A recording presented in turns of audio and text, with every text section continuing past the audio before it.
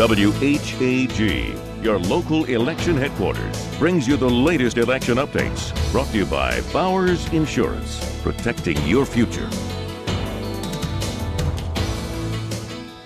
Polls have closed around the four-state area. Good evening. I'm Jennifer Mullen. Plenty of results to bring you tonight. We'll begin with two projected winners.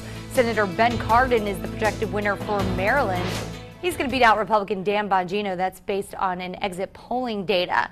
Now, also, Joe Manchin, he'll be returning to the U.S. Senate. He represents West Virginia, and he beats out his opponent, John Racy.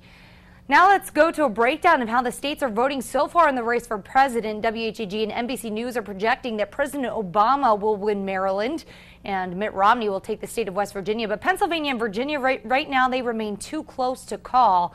Both are swing states in our viewing area that we're watching very closely for you at home. Well, another potential close race is between Congressman Roscoe Bartlett and business owner John Delaney. WHG's Dawn White is monitoring that for us. Dawn, have the parties over there kicked off yet?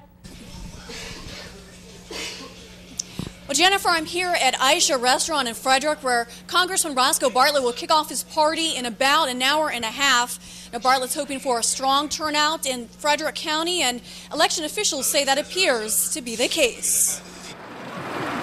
A steady line of voters trickled in throughout the day at the William Talley Rec Center in Frederick. This was a new experience for many of them. This was my first time voting, and I was really nervous before I came. And I wasn't sure about the questions, so I had to look some questions up and decide who I wanted to vote for. In addition to long lines at the polls, there's also a long line of sign waivers behind me trying to get their message out to undecided voters. People had specific issues that were important to them in deciding the candidates to get their votes. It starts with the economy, the state of the economy, our position in world affairs, and the conclusion of the wars. I guess the issues that are most important to me are women's issues, some of the health issues regarding women, environmental issues, some of the issues relating to coal. When looking at a candidate, I focused on abortion and education. Frederick County's Board of Elections director has high hopes for turnout in the county. Traditionally in Frederick County, we have somewhere around 80% or greater for a presidential election.